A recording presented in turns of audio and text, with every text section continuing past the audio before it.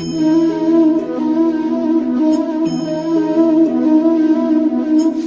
Students, કેમ છો બધા? મજામાં? ચાલો આજે બહુ અગત્યનો એક ટોપિક છે, એના વિશે આપણે ચર્ચા કરીએ. સમાન વિદ્યુત ક્ષેત્રમાં ડાયપોલની વર્તણૂક. 3 માર્ક્સનો આઈએમપી પ્રશ્ન છે. ઓકે, એટલે કે સમાન વિદ્યુત ક્ષેત્ર હોય એમાં આપણે ડાયપોલ મૂકેલી હોય તો ડાયપોલ ઉપર શું અસર જોવા મળે એની આપણે આજે ચર્ચા કરવાની છે. ચાલો ધ્યાન રાખજો બરાબર. તો આપણે સ્ટાર્ટ કરીએ. હું સમાન વિદ્યુત ક્ષેત્ર ડ્રો કરું છું. સમાન વિદ્યુત ક્ષેત્ર આપણે કોને કીધું હતું યાદ કરો? ઇક્વી સ્પેસ્ડ લાઈન હોવી જોઈએ.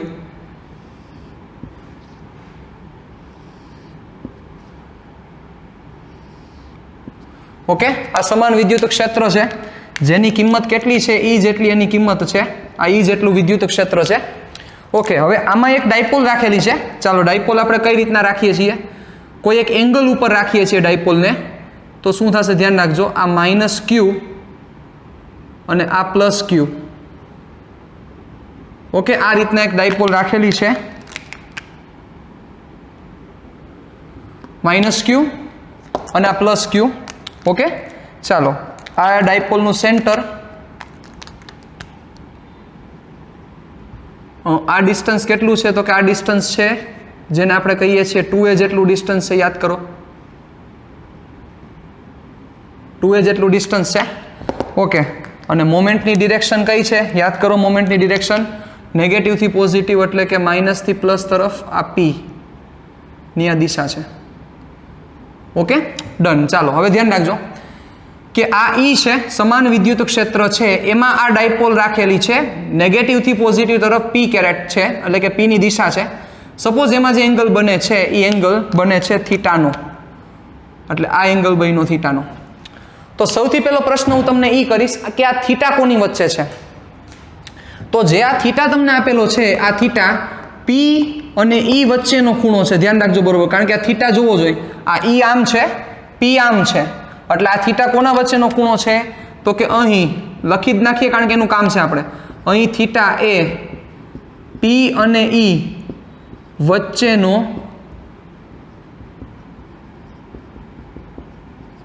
ખૂણો છે. અહીં થીટા એ P અને E વચ્ચેનો ખૂણો છે. ડન. ચાલો હવે શું થશે?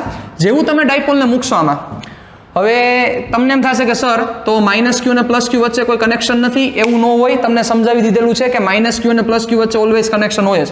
મતલબ કે આ બે એક જ છે એની જેમ વર્તે છે. રેડી? મતલબ કે આ માઇનસ ક્યુ અને આ પ્લસ ક્યુ છે એની વચ્ચે ઇન્ટરનલ આ બોન્ડ છે. ડન. એટલે આ બે છૂટા નથી, નકર છૂટા હોય બે ભેગા થઈ જાય ને. બે છૂટા હોય શું થઈ જાય? ભેગા થઈ જાય, કારણ કે પ્લસ ને માઇનસ વચ્ચે આકર્ષણ હોય. તો એ બે ભેગા નહીં થાય કારણ કે આ બે વચ્ચે એક બોન્ડ છે. એ બે એક ડિસ્ટન્સે મેન્ટેન થાય છે. એનો મતલબ તમે એવું સમજી લો કે સપોઝ આ એક હું માર્કર આ રીતના રિપ્રેઝન્ટ કરું છું, તેમાં આ છે, એમાં જે આ છે આ પોઈન્ટ, એક ચાર્જ છે નેગેટિવ ચાર્જ છે ને એક ચાર્જ છે પોઝિટિવ ચાર્જ છે. આવું સમજી લો તમે.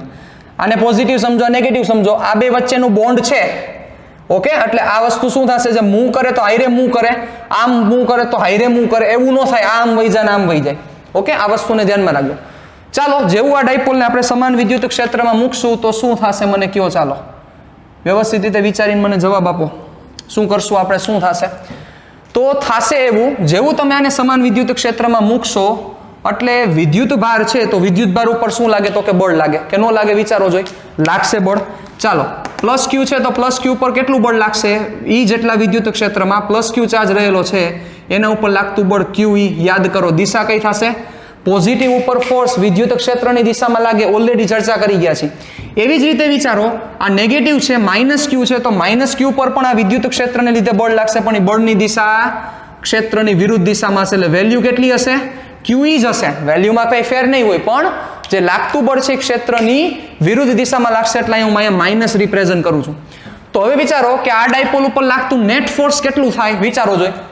ડાયપોલ એટલે એક જ આખો ભાગ છે, એના ઉપર નેટ ફોર્સ કેટલું? તો કે QE જેટલું આ દિશામાં બળ લાગે છે અને QE જેટલું બળ આ દિશામાં લાગે છે. માઇનસ રિપ્રેઝન્ટ કરે છે કે એની ડિરેક્શન છે ઓપોઝિટ છે. તો QE જેટલું બળ આ દિશામાં છે, QE જેટલું બળ આ દિશામાં છે, એટલે બે એકબીજાથી ઓપોઝિટ છે, સેમ વેલ્યુ છે, તો નેટ ફોર્સ 0 થાય. મગજ આખો. યસ. તો શું થશે કે આ ડાયપોલ ઉપર લાગતું પરિણામી બળ કેટલું છે? તો કે 0 છે. ધ્યાન રાખજો. એટલે ડાયપોલ પર લાગતું પરિણામી બળ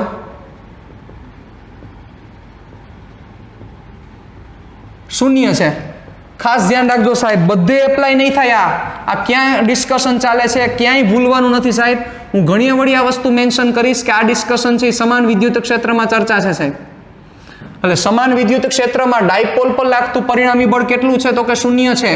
પરિણામી બળ શૂન્ય હોય તો કેવા સંતુલનમાં હોય? બે પ્રકારના સંતુલન છે, રેખીય સંતુલન અને ચાકગતીય સંતુલન.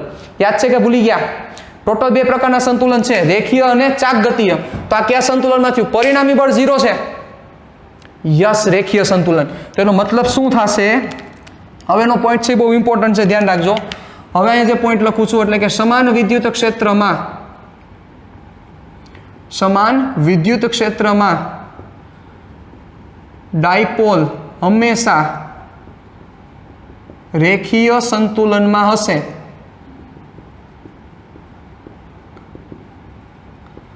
હંમેશા હશે સાહેબ, એ ઓલવેઝ હોય જ. સમાન વિદ્યુત ક્ષેત્રમાં ડાયપોલ હંમેશા રેખીય સંતુલનમાં હશે. રેખીય સંતુલનનો મતલબ શું થયો? તો કે જોવા જાવ તો આ CM છે. CM એટલે સેન્ટર ઓફ માસ. કોનો સેન્ટર ઓફ માસ છે? ડાયપોલનું સેન્ટર ઓફ માસ છે. તો બચાવ આના ઉપર CM ઉપર જ્યાં સુધી નેટ ફોર્સ 0 લાગતો હોય ત્યાં સુધી CM પોતાનું સ્થાન ન બદલે સાહેબ. યાદ કરી લ્યો. રેડી? તો CM ઉપર નેટ ફોર્સ 0 લાગે છે તો CM સ્થાન ન બદલે. CM સ્થાન ન બદલેનો મતલબ શું થયો? કે જે આ તંત્ર છે એ તંત્ર આમ મૂવમેન્ટ ન કરે, આમ ન જાય, આમ ન જાય, આમ ન જાય. એનો CM ન્યા પકડાઈ દે. CM ન્યાથી હલશે નહીં. ઓકે, આ ખાસ વસ્તુનું મગજમાં રાખજો. એટલે સમાન વિદ્યુત ક્ષેત્રમાં ડાયપોલ ઉપર લાગતું જે પરિણામી બળ છે એ શૂન્ય છે. એના લીધે ડાયપોલ હંમેશા રેખીય સંતુલનમાં હોય જ, હશે જ. પણ વિચારો, હવે જે સમજવાની વાત છે જેના ઉપર આપણે થોડીક ડિસ્કશનને આગળ વધારીએ તો બેટા વિચારો કે આ ટોટલ બે બળ લાગે છે. QE જેટલું આમ લાગે છે અને માઇનસ QE જેટલું આમ લાગે છે. તો આ વસ્તુને થોડીક આપણે 3D માં ડિસ્કશન કરીએ તો થોડીક વધારે મજા આવશે. ચાલો, આ રીતના ડાયપોલ છે. હવે વિચારો, આ રીતના એક સ્ટિક છે એવું વિચારી લ્યો. હવે એ સ્ટિકના આ છેડા ઉપર બળ આ દિશામાં લાગે છે, એટલું જ બળ આ છેડા ઉપર આ દિશામાં લાગે છે. મતલબ સમાન મૂલ્યનું બળ લાગે છે અને પરસ્પર વિરુદ્ધ દિશામાં બળ લાગે છે. તો વિચારો બેટા, આ એક આખી સ્ટિક આમ હોય, એક બળ આમ લાગતું હોય, એક બળ આમ લાગતું હોય, તો આ સ્ટિક કેમ રોટેટ કરે? થાય કે ન થાય? ચલો, આ એક્ઝામ્પલથી સપોઝ તમને ક્લિયર ન થયું તો હજી એક તમને બીજું એક્ઝામ્પલ આપું. તમારા ઘર એક કાર છે એવું વિચારો. કારનું જે સ્ટેરિંગ છે બેટા, સ્ટેરિંગમાં શું થાય છે વિચારો. તો તમે તમારા બે હાથ એના ઉપર રાખો છો તો એક બળ તમે આ દિશામાં મારો છો. ચાલો, આ રીતના કારનું સ્ટેરિંગ છે વિચારી લ્યો. એક ફોર્સ આ દિશામાં એપ્લાય કરો છો, એક્ઝેક્ટ ઓપોઝિટ આ દિશામાં એપ્લાય કરો છો તો સ્ટેરિંગ આખું ફરે છે કે નથી ફરતું? મતલબ કે ચાક ગતિ કરે છે. તો એ જ વસ્તુ અહીંયા થઈ કે આ જગ્યાએ તમે વિચારો, આ એક સળિયો છે, આ સળિયા ઉપર તમે આ દિશામાં ફોર્સ લગાડો છો, એટલું જ ફોર્સ તમે આ દિશામાં લગાડો છો તો શું થાય? સળિયો છે એ કેમ મૂવમેન્ટ કરે? આ દિશામાં આ બળ, આ દિશામાં આ બળ, એટલે સળિયો આમ રોટેટ થાય. મતલબ કે એના ઉપર ટોર્ક લાગે. અને બચાવ, આ કયા પ્રકારનું ટોર્ક છે? યાદ કરો, સમાન મૂલ્યના બળ પરસ્પર વિરુદ્ધ દિશામાં હોય અને એક રેખસ્થ ન હોય. આ એક રેખસ્થ નથી, જોવા જુદી જુદી રેખા છે. આ બળની દિશા આ છે, આ રેખા આ થઈ, અને આ જે બળ લાગે છે એની રેખા આ થઈ. એટલે આ બે રેખા એક નથી. કઈ રેખા? એક આ અને એક આ. દેખાડું અહીંયા? જોઈ લ્યો અહીંયા. એક આ રેખા, એટલે આ જે QE છે અને આ QE છે એ બેની રેખા સેમ નથી. જોવો, મતલબ મૂલ્ય સમાન છે પણ વિરુદ્ધ દિશામાં બળ છે સાહેબ. સમાન મૂલ્ય, પરસ્પર વિરુદ્ધ દિશા અને એક રેખસ્થ ન હોય તેવા બળો બળ યુગ્મની રચના કરે બેટા. કપલ ક્રિએટ કરે. યાદ કરો, શું રચના કરે? બળ યુગ્મની રચના કરે, કપલ ક્રિએટ કરે. અને એ કપલ ક્રિએટ કરે તો બચ્ચા ટોર્ક લાગે. અને ટોર્કનું સૂત્ર તમને યાદ હોવું જોઈએ. એટલે એકવાર હું અહીંયા તમને એક વસ્તુ લખીને દઉં છું. ઓકે, જેને યાદ નથી એને ફોર્મ્યુલા એકવાર યાદ કરવું પડશે તો જ તમને આગળ વસ્તુ સમજાશે. ઓકે, ચાલો ધ્યાન રાખજો. પહેલા હું બળ યુગ્મની વ્યાખ્યા લખી નાખું. સમાન મૂલ્યના વિરુદ્ધ દિશાના એક રેખસ્થ ન હોય. આ ત્રણ કન્ડિશન ફોલો થવી જોઈએ. સમાન મૂલ્ય છે, સમાન મૂલ્ય જોવો, QE અને QE. વિરુદ્ધ દિશાના છે, વિરુદ્ધ દિશાના અને એક રેખસ્થ ન હોય તેવા બળો બળયુગ્મની રચના કરે છે. બળયુગ્મની રચના કરે છે અને બળયુગ્મની રચના થાય તો ઉત્પન્ન થતા ટોર્કનું સૂત્ર આવું છે, યાદ રાખજો. જેને મોટા ભાગના સ્ટુડન્ટને ખબર હશે પણ નહીં ખબર હોય એના માટે હું લખી દઉં છું. બે બળોમાંથી કોઈ એક નું માનાંક એટલે કે મૂલ્ય એને ગુણ્યા બે બળો વચ્ચેનું લંબ અંતર. બે બળોમાંથી કોઈ એક બળનું માનાંક એને ગુણ્યા બે બળો વચ્ચેનું લંબ અંતર. આ તમારા ટોર્કનું સૂત્ર થયું સાહેબ.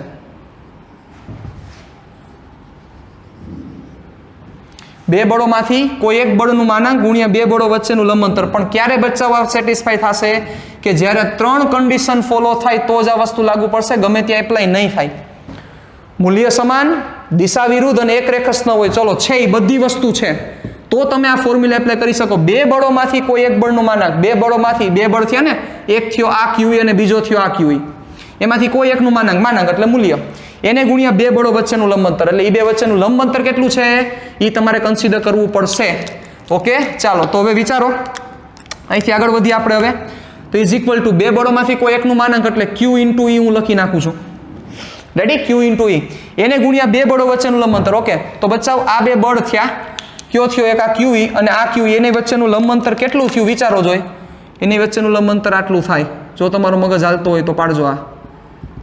ઓકે, સપોઝ તમને જે નથી ક્લિયર થતું તો તમને બહાર કાઢીને દેખાડું. આ QE છે અને બેટા આ માઇનસ QE છે. ઓકે, તો આ બે વચ્ચેનું લંબ અંતર કેટલું થાય? લંબ અંતર એટલે થશે આ, વિચારો જોઈ. એટલે તમારે આ ફાઇન્ડ કરવાનો છે. હવે E જે છે E જ આ છે. ઓકે, લંબ અંતર છે એટલે તમે સમજી શકો છો કે આ એંગલ 90 નો થશે. ઓકે, હવે આ તમારે મેળવવાનું છે. કેમ મેળવશો થોડુંક વિચારો. ચાલો, આ થીટા છે તો આ થીટા છે. ઓકે, તમારે આ બાજુ જોઈએ છે તો જો આ કાટકોણ ત્રિકોણ બન્યો. રેડી? આ કાટકોણ ત્રિકોણ છે જુઓ અને આ થીટા છે. તમારે આ જોઈએ છે તો સિમ્પલ છે, થીટાની સામેની બાજુ એટલે સાઇન હોય તો જ થાય સાહેબ, કારણ કે કર્ણ છે તમારી પાસે. જુઓ, કર્ણની વેલ્યુ તમારા આગળ ઓલરેડી 2 પડેલી છે. તો આ વસ્તુ તમારે જોઈએ છે તો શું કરવું પડશે? Sine theta is equal to સાબા જે તમારે ફાઇન્ડ કરવા છે, આપણે એને નામ પણ આપી દઈએ A, B અને C. ઓકે, તો સાબા શું થશે? AB ના છેદમાં AC. AC ની કિંમત તો 2A છે, તમારે શું જોઈએ છે? AB જ જોઈએ છે. તો AB is equal two 2A sine theta. Clear? એટલે AB શું છે તો કે બે બળો વચ્ચેનું લંબ અંતર છે જે તમારે ફાઇન્ડ કરવાનું છે. ચાલો, તો એ મળી ગયું તમને. ઓકે, હવે બચ્ચાઓ સપોઝ આમ ન કરવું હોય ને તો ડાયરેક્ટ ખબર પડી શકે. હાલો હવે ડાયરેક્ટ તમને ટેકનિક આપું.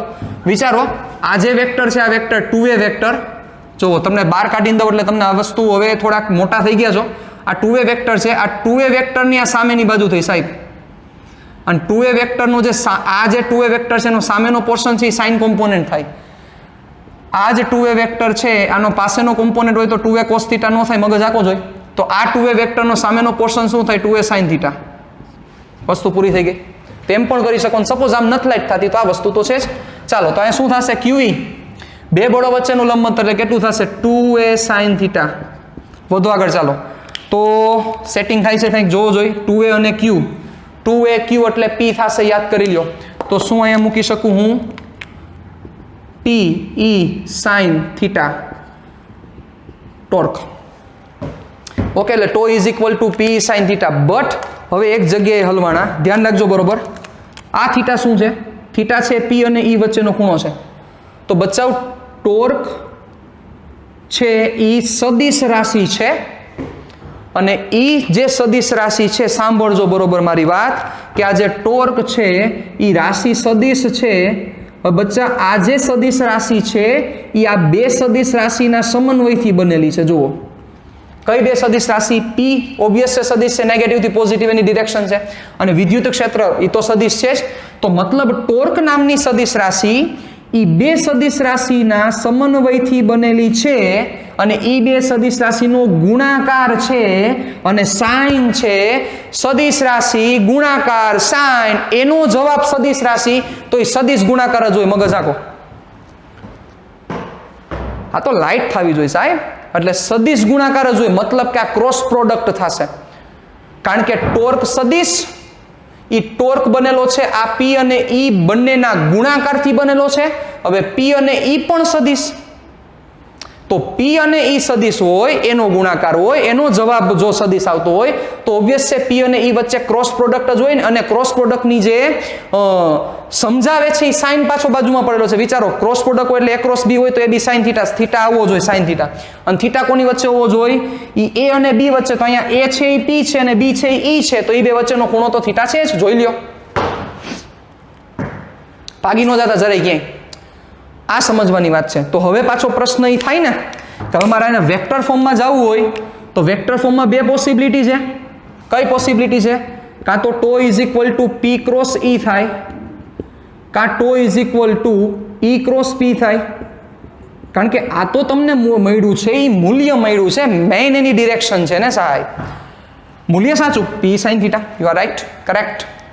પણ આ બેમાંથી સાચું કોણ? P ક્રોસ E સાચા કે E ક્રોસ P સાચા? પ્રશ્ન એ છે તમારી સામે. ચાલો તો કાંઈ ટેન્શન લ્યો માં, P ક્રોસ E ની દિશા મેળવો અને E ક્રોસ P ની દિશા મેળવો. જો P ક્રોસ E ની દિશા, સાંભળી લેજો મારી વાત બરોબર, જો P ક્રોસ E ની દિશા ટોર્કની દિશામાં આવે તો આ સૂત્ર સાચું, અને જો E ક્રોસ P ની દિશા ટોર્કની દિશામાં આવે તો આ સૂત્ર સાચું, કારણ કે બે સાચા નથી, તમે સમજો છો. તો હવે મારે શું કરવાનું રહ્યું? સિમ્પલ, મારે P ક્રોસ E ની દિશા મેળવવાની થશે. કોની દિશા? P ક્રોસ E ની દિશા. ચાલો તો P ક્રોસ E ની દિશા કેમ મેળવશું? તો વિચારો જોઈએ, એના માટે મેં તમને વસ્તુ શીખવાડેલી હતી, જમણા હાથના સ્ક્રૂના નિયમ ઉપરથી યાદ કરો. ચાલો આ વસ્તુ જવા દઉં છું હવે, અહીંયા રિપ્રેઝન્ટ કરું એટલે તમને વધારે ક્લિયર થશે. P ક્રોસ E ની દિશા, ચાલો P ની દિશા કેમ છે? આ છે P ની દિશા અને આ છે E ની દિશા. સૌથી પહેલો પ્રશ્ન મારો એ છે કે આમાં ટોર્ક કઈ રીતે જનરેટ થયો હશે? ટોર્કની દિશા મને કહી દો. ચાલો અહીંયા ટોર્કની દિશા કઈ બાજુ છે? જ્યાં જે ટોર્ક ઉત્પન્ન થયું છે એની દિશા કઈ બાજુ છે? વિચારો, ચાલો ધ્યાન રાખજો બરોબર મારી વાત. આ વેક્ટર આમ છે, હાલો ફોર્સ કઈ બાજુ લાગ્યું છે જોજો બરોબર. એક ફોર્સ QE આમ ગયું છે, એક ફોર્સ આમ ગયું છે, તો ટોર્ક કેમ જનરેટ થયું? ક્લોકવાઇઝ કે એન્ટી ક્લોકવાઇઝ? વિચારો, QE આમ, આ QE આમ, એટલે ટોર્ક આમ ઉત્પન્ન થયું છે, એટલે ક્લોકવાઇઝ ટોર્ક ઉત્પન્ન થયું છે. Got it? ફરીથી બોલી જાઓ, ધ્યાન રાખજો. અહીંયા QE આ દિશામાં બળ લાગે છે, QE આ દિશામાં બળ લાગે છે, એટલે ઉત્પન્ન થયેલું ટોર્ક આમ છે, ક્લોકવાઇઝ છે. અને ક્લોકવાઇઝ ટોર્ક આવવું જોઈએ, એનો મતલબ ટોર્કની ડિરેક્શન છે એ ક્લોકવાઇઝ છે. તો હવે જોઈ લ્યો, P ક્રોસ E તમને ક્લોકવાઇઝ આપશે કે E ક્રોસ P તમને ક્લોકવાઇઝ આપશે, એ વિચારી લો, એટલે આપણે નવરા થઈ ગયા, કાંઈ જાજુ ચિંતા કરવાની જરૂર જ નથી.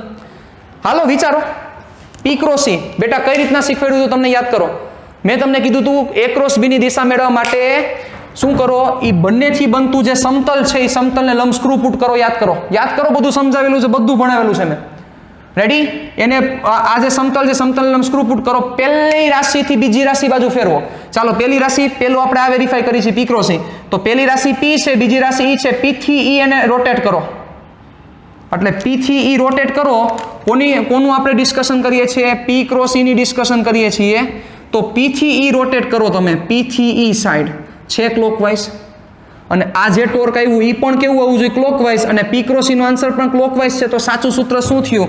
યસ, આ સાચું સૂત્ર થયું. આને હું ખોટું પાડી દઉં. ચાલો E ક્રોસ P હોય છે, મારે શું કરવું પડે? E ક્રોસ P હોય તો મારે પહેલી રાશિ E છે, બીજી રાશિ P છે, મારે E થી P બાજુ રોટેશન આપવું પડે, તો E થી P બાજુ રોટેશન આમ થયું, એટલે આ રોટેશન છે એન્ટી ક્લોકવાઇઝ થયું. હવે અહીંયા ઉત્પન્ન થતું ટોર્ક છે ક્લોકવાઇઝ છે, જવાબ તમારો એન્ટી ક્લોકવાઇઝ છે, તો આ નો ચાલે, મતલબ કે E ક્રોસ P કરેક્ટ નથી. તો શું કરેક્ટ થયું? એક જ કરેક્ટ થયું, P ક્રોસ E. તો એનો મિનિંગ કે આ ફોર્મ્યુલા છે એ સાચું નથી. તો સાચું ફોર્મ્યુલા શું થશે? Yes, tau is equal to P cross E. Got it? આ જ સમજવાની વાત છે. આ બેઠે બેઠો ટોપિક આપણે જે 2-3 લેક્ચર્સ જેટલા પણ જશે બરોબર, આ બધા ટોપિક કોપી ટુ કોપી 5મા ચેપ્ટરમાં આવશે, એક પણ વસ્તુ ફેર નહીં આવે. રેડી? આ જ ફોર્મ્યુલાસ, આ જ ડિસ્કશન્સ બધી 5મા ચેપ્ટરમાં પાછી આવશે. એટલે એક યરે આપણે 2 ચેપ્ટર કન્ટિન્યુ હાલે છે એવું તમે અત્યારે કહી શકો. ઓકે, એટલે ખાસ વસ્તુને ધ્યાનમાં લેવા જરૂરી છે. ચાલો હવે શું થશે? તો આપણું સાચું સૂત્ર શું થયું? આપણું સાચું સૂત્ર છે ટો ઇઝ ઇક્વલ ટુ, સાચું સૂત્ર થયું P ક્રોસ E, કે જે ફોર્મ્યુલા તમારે હવે યાદ રાખવાનું થશે સાહેબ. આ ફોર્મ્યુલા તમારે યાદ રાખવાનું છે, tau is equal to P cross E. Okay, એટલે સમાન વિદ્યુત ક્ષેત્રમાં જ્યારે ડાયપોલ મૂકેલી હોય તો એ ડાયપોલ ઉપર લાગતું ટોર્ક કેટલું? પરિણામી બળ 0 છે, એટલે રેખીય સંતુલનમાં તો હશે જ, પણ લાગતા ટોર્કનું સૂત્ર થશે P ક્રોસ E. ડન અહીં સુધી? વાંધા વચકા પ્રોબ્લેમ? આગળ વધીએ, આગળ ડિસ્કશન કરીએ, એના ઉપર ચર્ચા કરીએ. ચાલો હવે આપણે 3 કેસ ઉપર ડિટેલિંગમાં જવું છે. થીટા ઉપરથી ચર્ચા કરીએ તો શું થશે? ચાલો ધ્યાન દેજો. પાછા એ ફોર્મ્યુલા ઉપર આવી જાઓ. તો એના પછીનું step τ is equal to PE sine theta. Okay, હવે થીટા ઉપરથી આપણે ચર્ચા કરીએ તો 3 કેસની આપણે ડિસ્કશન કરવાનો વિચાર છે. Theta is equal to 0 degree, theta is equal to 90 degree અને theta is equal to 180 degree. Okay, theta is equal to 0, theta is equal to 90 અને થીટા ઇઝ ઇક્વલ ટુ 180. કેટલું ટોર્ક લાગશે એ તમારે મને કહેવાનું છે. ચાલો ધ્યાન રાખજો. મૂકો સાઇન 0. શું થશે સાઇન 0? 0. તો ટોર્ક ઇઝ ઇક્વલ ટુ થશે 0 તમારું. શું કામ બચ્ચા? Theta is equal to 0 put કરી દો ત્યારે ટોર્ક 0. ચાલો કેવી અરેન્જમેન્ટ થાય એ પણ તમને સાથે ડ્રો કરીને દઉં એટલે તમને પરફેક્ટ સમજાય. તમારા માટે બધું છે પણ તમે ભણો, બીજું કાંઈ કરવું નથી. આ માઇનસ ક્યુ અને આ પ્લસ ક્યુ. રેડી? કોના વચ્ચેનો એંગલ 0 છે? P અને E વચ્ચેનો. ચાલો તો આ E થયો તમારો અને આ P ની દિશા યાદ થાય, નેગેટિવ થી પોઝિટિવ, એટલે બે વચ્ચેનો એંગલ 0, મતલબ કે ડાયપોલ આમ રહેલી છે તો લાગતું ટોર્ક 0 છે. ચાલો હવે કોનો વારો લઈએ? હવે વારો લઈએ થીટા ઇઝ ઇક્વલ ટુ 90 નો. ચાલો આને નીચે લઈ લઈશું આપણે. થીટા ઇઝ ઇક્વલ ટુ 90 નો એંગલ લ્યો. ચાલો તો 90 નો એંગલ થશે તો ટોર્ક કેટલું થાય? મૂકો સાઇન 91 એટલે થશે P ઇન્ટુ E. ચાલો કેવું થશે કયો?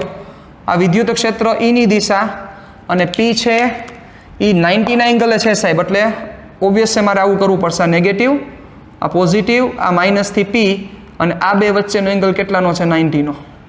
ઓકે, આ P ની ડિરેક્શન અને આ E ની ડિરેક્શન. ચાલો હવે કોણ બાકી રહ્યું? Theta is equal to 180. મૂકો થીટા ઇઝ ઇક્વલ ટુ 180 મૂકો. ચાલો theta is equal to 180. Sine 180 કેટલા થાય? આ બધું ખબર હોવી જોઈએ, બાકી કાંઈ ન થાય, બાકી ભૂલી જવાનું, 12મું ભૂલી જાઓ. સાઇન 180 કેટલા થશે? 0. એટલે ઉત્પન્ન થતું ટોર્ક કેટલું થશે? 0. ચાલો આ E ની દિશા, આ E ની દિશા અને P કઈ બાજુ થશે? ઓપોઝિટ થશે ને સાહેબ? P ઓલી બાજુ લેવાનો છે.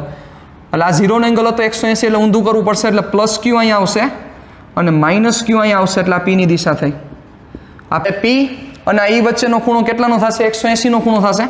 ચાલો હવે તમને બે પ્રશ્ન પૂછવા માંગુ છું, પછી આપણે આજના સેશનને વિરામ આપીએ.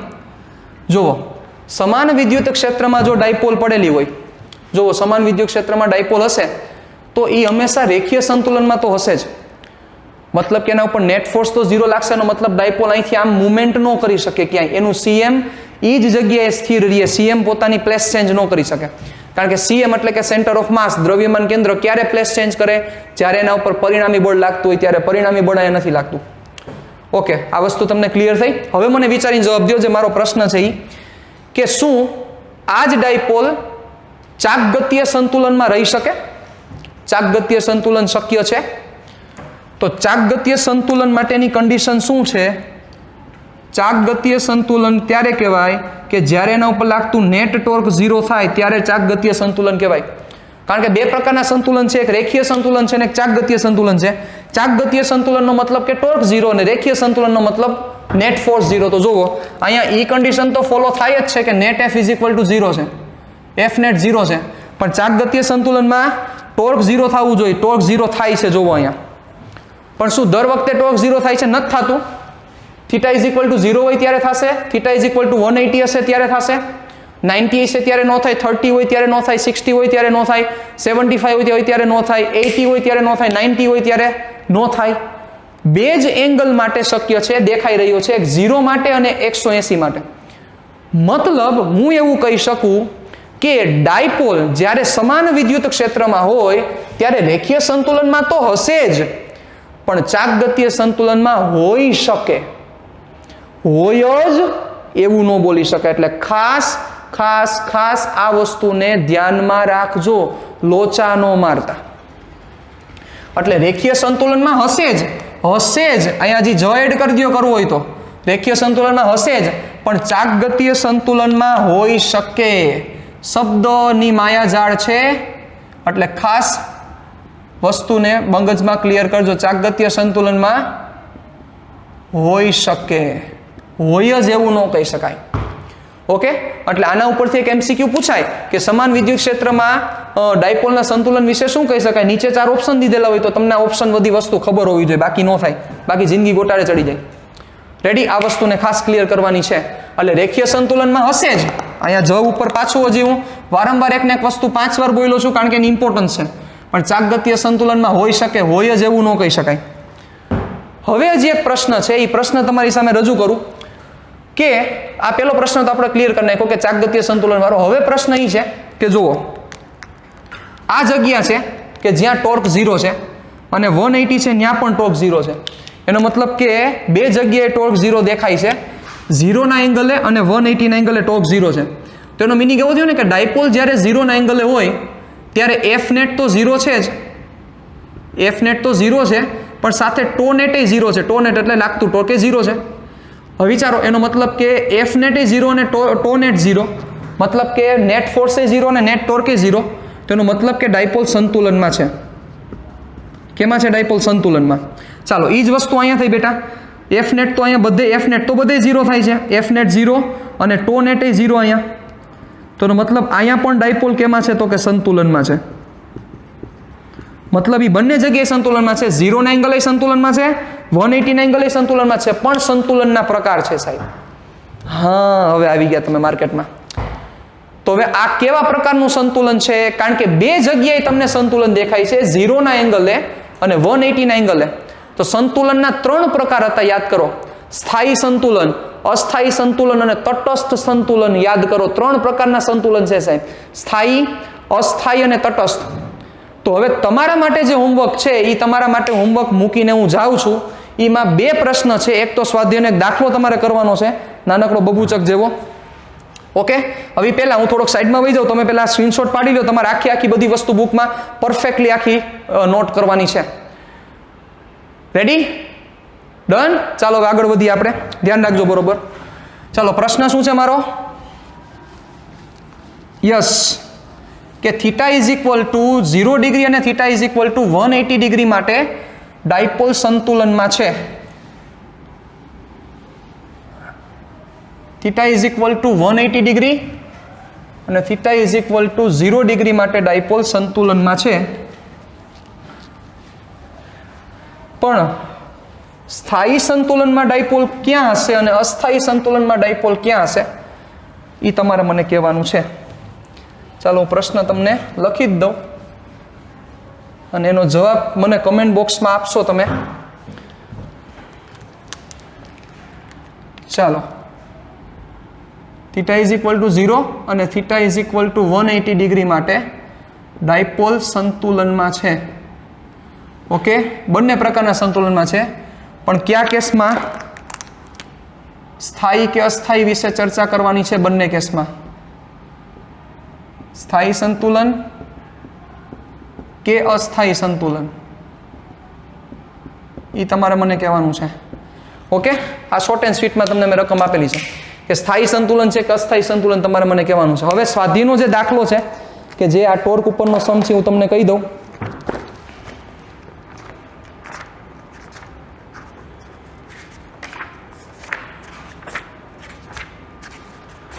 સ્વાધ્યાયનો દાખલો છે, જો દાખલા નંબર 1.10. રેડી? દાખલા નંબર 1.10 તમારે હોમવર્કમાં કરવાનો છે. ઓકે, એની રકમ હું વાંચતો નથી, પણ તમારે કરવાનો છે, થઈ જશે, મને તમારા ઉપર વિશ્વાસ છે. 1.10 દાખલા નંબર, એટલે લખી દઉં. બીજું હોમવર્ક, હોમવર્કનો પહેલો પ્રશ્ન અને હોમવર્કનો બીજો પ્રશ્ન.